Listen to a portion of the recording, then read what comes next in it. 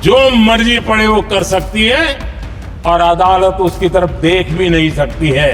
अदालत के सारे अधिकारों को छीन लिया गया था। ये पाप 1971 में उस समय की प्रधानमंत्री श्रीमती इंदिरा गांधी ने किया था। राजीव गांधी ने शाह बानो की उस भावना को, सुप्रीम कोर्ट की उस भावना को नकार दिया और उन्होंने वोट बैंक की राजनीति के खातिर संविधान की भावना को बलि चढ़ा दिया और कट्टरपंथियों के सामने सर झुकाने का काम कर दिया। लेकिन इन्होंने तो प्रधानमंत्री के ऊपर एक गैर संवैधानिक, और जिसने कोई शपथ भी नहीं लिया था, नेशनल एडवाइजरी काउंसिल पीएमओ के भी ऊपर बैठा दिया। उस समय करने वाले पात्रों को लेकर किसी को परेशानी होती होगी, लेकिन बात संविधान की है। मेरे मन के और मेरे विचारों को मैं अभिव्यक्त नहीं कर रहा हूं। जरा हम इतिहास की तरफ नजर करें कि संविधान यात्रा के इन महत्वपूर्ण पड़ाव का क्या हुआ था।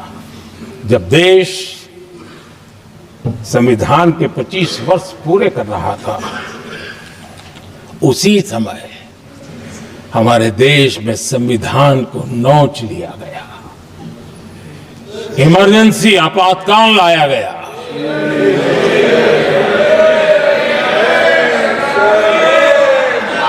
संवैधानिक व्यवस्थाओं को समाप्त कर दिया गया, देश को जेल खाना बना दिया गया, नागरिकों के अधिकारों को लूट लिया गया, प्रेस की स्वतंत्रता को ताले लगा दिए गए। और कांग्रेस के माथे पर ये जो पाप है ना, वो कभी भी धुलने वाला नहीं है, कभी भी धुलने वाला। यह सब हिंदुस्तान, दुनिया में जब जब लोकतंत्र की चर्चा होगी, कांग्रेस के माथे का ये पाप कभी धुलने वाला नहीं है, क्योंकि लोकतंत्र का गला घोंट दिया गया था। भारत के संविधान निर्माताओं की तपस्या को मिट्टी में मिलाने की कोशिश की गई थी। आदरणीय सभापति जी,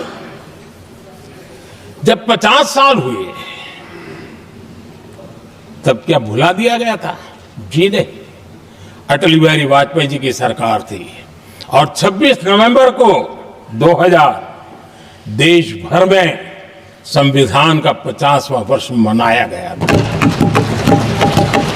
अटल बिहारी वाजपेयी जी ने प्रधानमंत्री के नाते राष्ट्र को एक विशेष संदेश दिया था। एकता, जनभागीदारी, साझेदारी, उसके महत्व पर बल देते हुए उन्होंने संविधान की भावना को जीने का प्रयास किया था, जनता को जगाने का भी प्रयास किया था। और अध्यक्ष जी, जब देश संविधान का 50 वर्ष मना रहा था और जब 50 वर्ष की पूर्णाहुति हुई, तो ये मेरा भी सौभाग्य था कि मुझे भी संविधान की प्रक्रिया से मुख्यमंत्री बनने का अवसर मिल गया। और मैं जब मुख्यमंत्री था, उसी कार्यकाल में संविधान के 60 साल हुए और तब मैंने तय किया था मुख्यमंत्री के नाते कि हम गुजरात में संविधान के 60 साल मनाएंगे। और इतिहास में पहली बार ऐसा हुआ है जब संविधान के ग्रंथ को हाथी पर बनाई हुई अंबाड़ी में रखा गया, उस विशेष व्यवस्था में रखा गया। हाथी पर संविधान की यात्रा निकल, संविधान गौरव यात्रा निकाली गई और राज्य का मुख्यमंत्री उस संविधान के नीचे हाथी के बगल में पैदल चल रहा था और देश को संविधान का महात्मा समझाने का सांकेतिक प्रयास कर रहा था। ये सौभाग्य भी मुझे प्राप्त हुआ था, क्योंकि हमारे लिए संविधान का महत्व क्या है। और आज 75 साल हुए, हमें अवसर मिला और कांग्रेस के एक परिवार ने संविधान को चोट पहुंचाने में कोई कोर कसर नहीं छोड़ी है।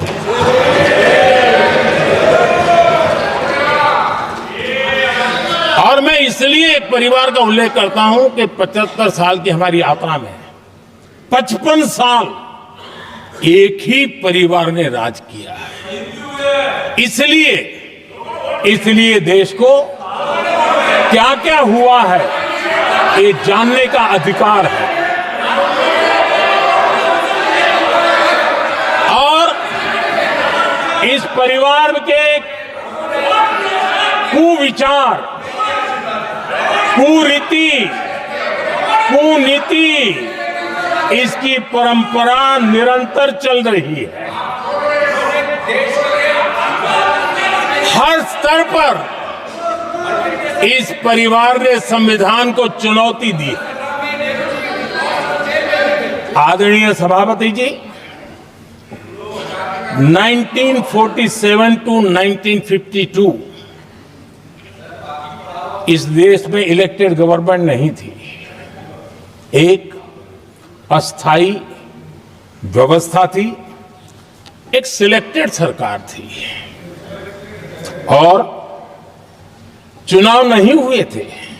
और जब तक चुनाव न हो तब तक एक इंटरिम व्यवस्था के रूप में कोई खाका खड़ा करना चाहिए, किया गया था।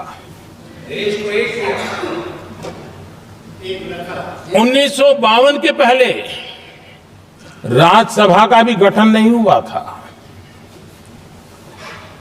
राज्यों में भी कोई चुनाव नहीं थे, जनता का कोई आदेश नहीं था। उसके बावजूद भी, और अभी तो संविधान निर्माताओं ने इतना मंथन करके संविधान बनाया था। 1951 में जबकि चुनी हुई सरकार नहीं थी, उन्होंने ऑर्डिनेंस करके संविधान को बदला और किया क्या? अभिव्यक्ति की आजादी पर हमला कर दिया गया।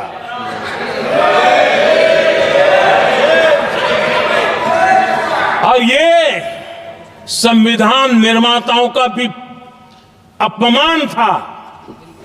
अपने मन की चीजें जो संविधान सभा के अंदर नहीं करवा पाए, उन्होंने पिछले दरवाजे से किया, और वो भी चुनी हुई सरकार के वो प्रधानमंत्री नहीं थे, उन्होंने पाप किया था। इतना ही नहीं, आदरणीय सभापति जी, उसी दौरान उस समय के प्रधानमंत्री पंडित नेहरू जी ने मुख्यमंत्रियों को एक चिट्ठी लिखी थी। उस चिट्ठी में उन्होंने लिखा था, नेहरू जी लिखते हैं, अगर संविधान हमारे रास्ते के बीच में आ जाए तो हर हाल में संविधान में परिवर्तन करना चाहिए। ये नेहरू जी ने मुख्यमंत्रियों को चिट्ठी लिखी।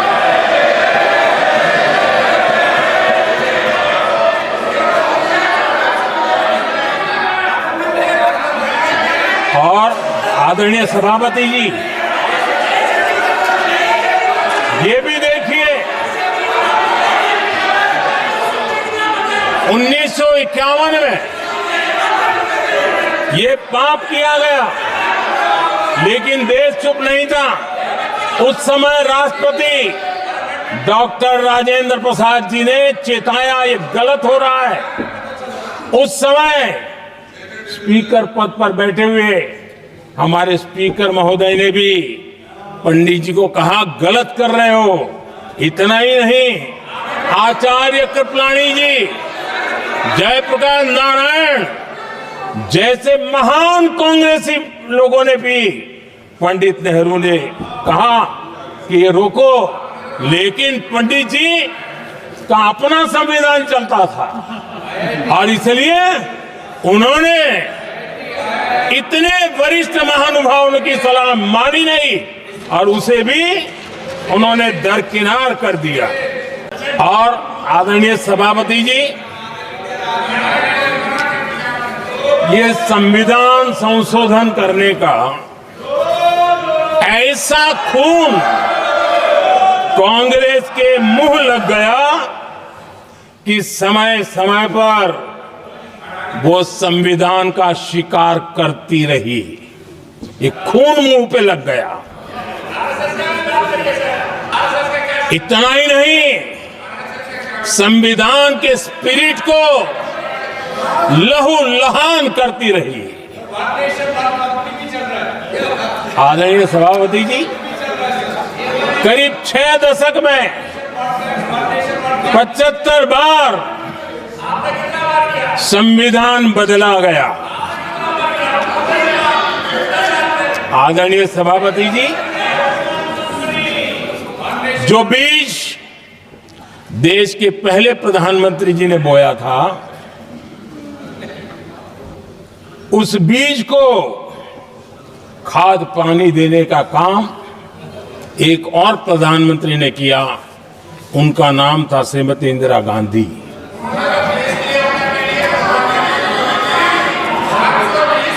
जो पाप पहले प्रधानमंत्री करके गए और जो खून लग गया था 1971 में, सुप्रीम कोर्ट का एक फैसला आया था। उस सुप्रीम कोर्ट के फैसले को संविधान बदल करके पलट दिया गया और 71 में ये संविधान संशोधन किया गया था। और क्या था, उन्होंने हमारे देश की अदालत के पंख काट दिए थे और यहां पर तो किया था कि संसद संविधान के किसी भी आर्टिकल में जो मर्जी पड़े वो कर सकती है और अदालत उसकी तरफ देख भी नहीं सकती है। अदालत के सारे अधिकारों को छीन लिया गया था। ये पाप 1971 में उस समय की प्रधानमंत्री श्रीमती इंदिरा गांधी ने किया था।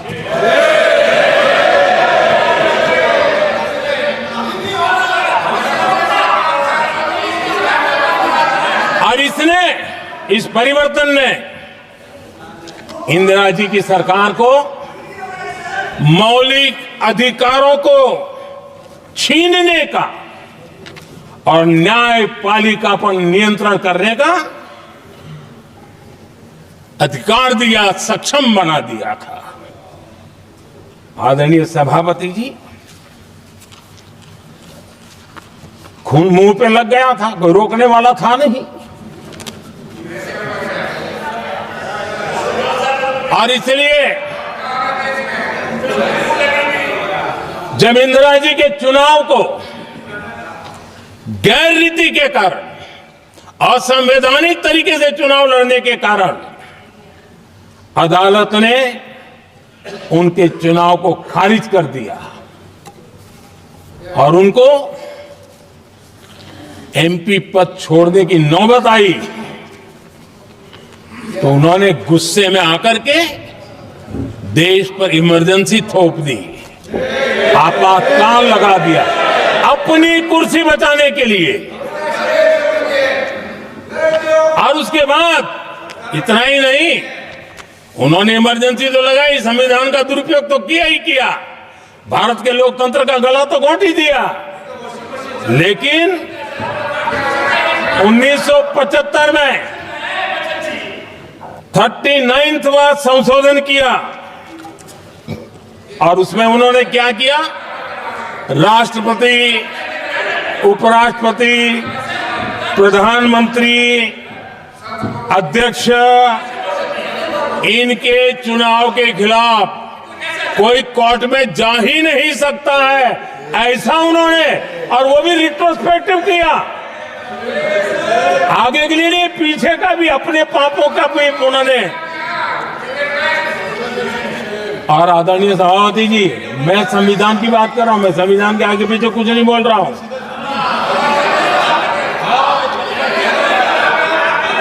आदरणीय सभापति जी,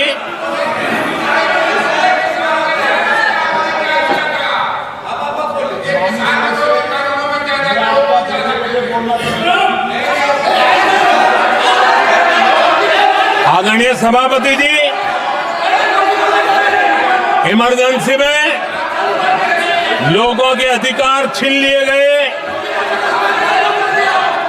देश के हजारों लोगों को जेलों में ठूंस दिया गया, न्यायपालिका का गला दौड़ दिया गया, अखबारों की स्वतंत्रता पर ताले लगा दिए गए। इतना ही नहीं, कमिटेड जुडिशरी, इस विचार को उन्होंने पूरी ताकत दी। और इतना ही नहीं, जिस जस्टिस एच.आर. खन्ना ने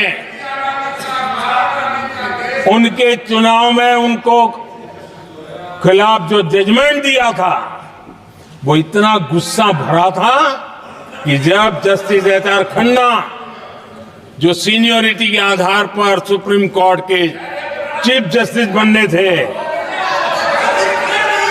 जिन्होंने संविधान के सम्मान करते हुए उस स्पिरिट से इंदिरा जी को सजा दी थी, उन्होंने मुख्य न्यायाधीश नहीं बनने दिया। ये संविधान और अलोकतांत्रिक प्रक्रिया रही।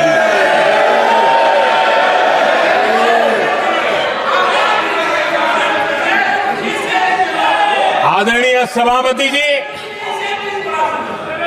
यहां भी ऐसे कई दल बैठे हैं जिनके मुखिया भी सारे जेल में हुआ करते थे।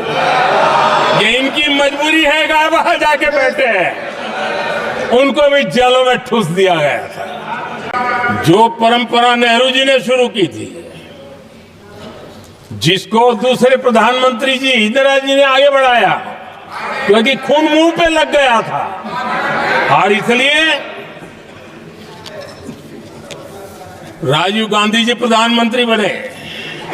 उन्होंने संविधान को एक और गंभीर झटका दे दिया। सबको समानता, सबको समानता, सबको न्याय, उस भावना को चोट पहुंचाई। आदरणीय सभापति जी, आपको मालूम है, सुप्रीम कोर्ट ने शाहबानो का जजमेंट दिया था।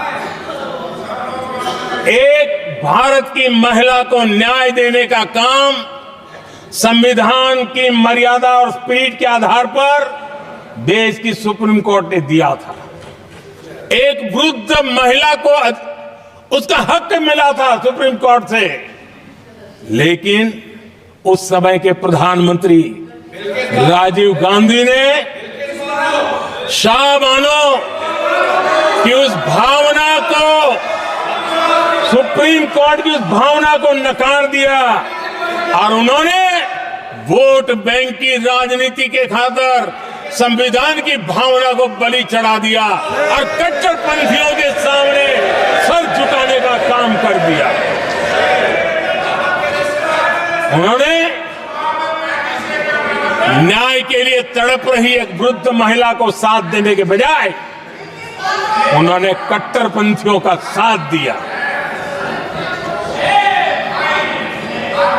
संसद में कानून बना करके सुप्रीम कोर्ट के निर्णय को फिर एक बार पलट दिया गया।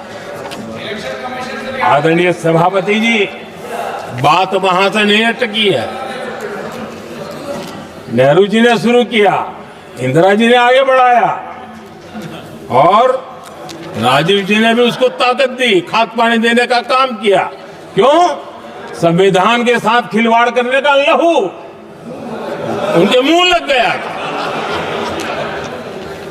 आदरणीय सभापति जी, अगली पीढ़ी भी इसी खिलवाड़ में जुड़ी पड़ी है।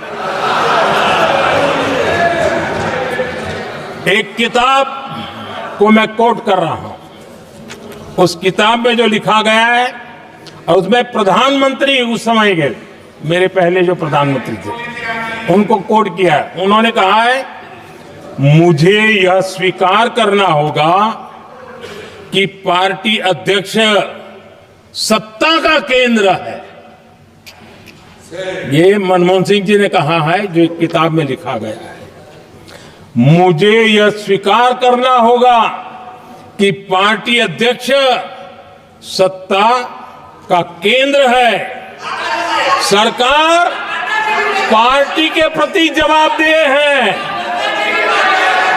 इतिहास में पहली बार, आदरणीय सभापति जी, इतिहास में पहली बार संविधान को ऐसी गहरी चोट पहुंचा दी गई।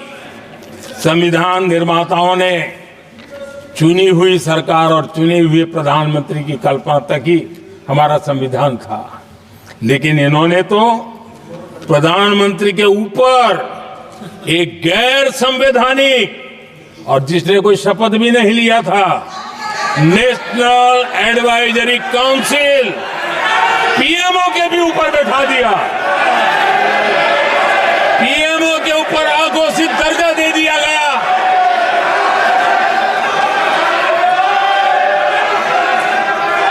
आदरणीय सभापति जी, इतना ही नहीं, और एक पीढ़ी आगे चले, और उस पीढ़ी ने क्या किया? भारत के संविधान के तहत देश की जनता जनार्दन सरकार चुनती है और वो सरकार का मुखिया कैबिनेट बनाता है। ये संविधान के तहत है। इस कैबिनेट ने जो निर्णय किया, संविधान का अपमान करने वाले अहंकार से भरे लोगों ने पत्रकारों के सामने कैबिनेट के निर्णय को फाड़ दिया। संविधान को हर मौके पर संविधान के साथ खिलवाड़ करना, संविधान को न मानना, ये जिनकी आदत हो गई थी। और दुर्भाग्य देखिए, एक अहंकारी व्यक्ति कैबिनेट के निर्णय को फाड़ दे और कैबिनेट अपना फैसला बदल दे। ये कौन सी व्यवस्था है? आदरणीय सभापति जी, मैं जो कुछ भी कह रहा हूं वो संविधान के साथ क्या हुआ उसी की बात कर रहा हूं। उस समय करने वाले पात्रों को लेकर किसी को परेशानी होती होगी, लेकिन बात संविधान की है। मेरे मन के और मेरे विचारों को मैं अभिव्यक्त नहीं कर रहा हूं। कांग्रेस ने निरंतर संविधान की अवमानना की, संविधान के महत्व को कम किया। कांग्रेस इसके अनेक उदाहरणों से भरा पड़ा हुआ है। संविधान के साथ धोखेबाजी कैसे करते थे, संवैधानिक संस्थाओं को कैसे नहीं मानते थे, इस देश में बहुत कम लोगों को मालूम होगा। 370 की तो पता है सबको, 35A का पता बहुत कम है। संसद में आए बिना, जबकि संसद में आना पड़ता, संसद को ही अस्वीकार कर दिया गया। भारत के संविधान का अगर कोई पहला पुत्र है तो ये संसद है, उसको भी उन्होंने गला घोटने का काम किया।